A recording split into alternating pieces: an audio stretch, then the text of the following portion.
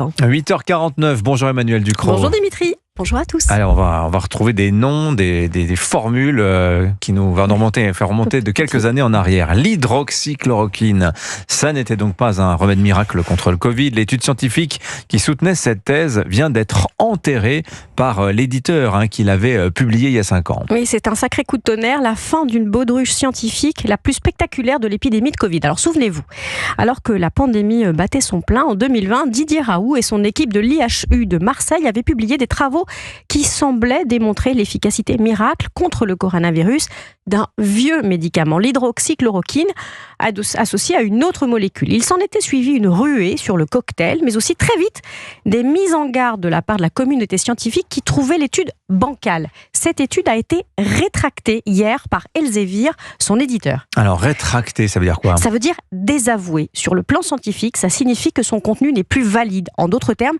qu'il était faux. Et c'est ce qu'Elsevier a reconnu après avoir tout décortiqué. Alors Elsevier, le fameux éditeur scientifique, qu'est-ce qu'il reproche à cette étude ? Alors le fait que l'expérience a été modifiée pour aboutir à des résultats prédéfinis. Pour donner un seul exemple, des patients décédés au cours de l'étude ont été exclus de l'analyse parce que leur sort ne correspondait pas aux résultats qui étaient attendus. C'est grave. Des faits et des données ont été grossièrement manipulés. Les équipes de Didier Raoult n'ont pas réussi à expliquer tous ces faits quand elles ont été sollicitées par Elsevier. Elsevier qui a fini par reconnaître qu'il n'aurait jamais dû publier cette étude.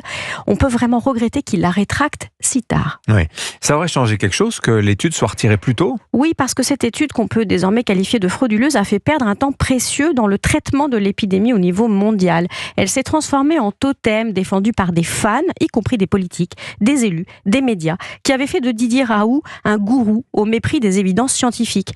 Pire, il a été démontré depuis que le traitement a causé une surmortalité de 11% chez les personnes auxquelles il a été appliqué.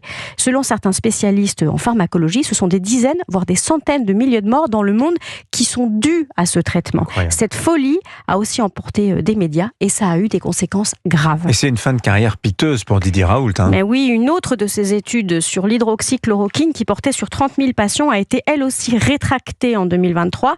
Elle fait même l'objet d'un procès de l'Agence nationale de sécurité du médicament. Didier Raoult, microbiologiste à l'ego surdimensionné, devenu star des complotistes depuis, a été mis à la retraite d'office de l'IHU en août 2021. Il est banni de la communauté scientifique, suspendu symboliquement pour 2 ans par l'ordre des médecins. Il va maintenant devoir répondre d'essais illégaux dans d'autres dossiers de recherche. Les rodomontades à l'épreuve des faits. Signature Europe 1, Emmanuel Ducrot. Merci beaucoup Emmanuel. 8h53.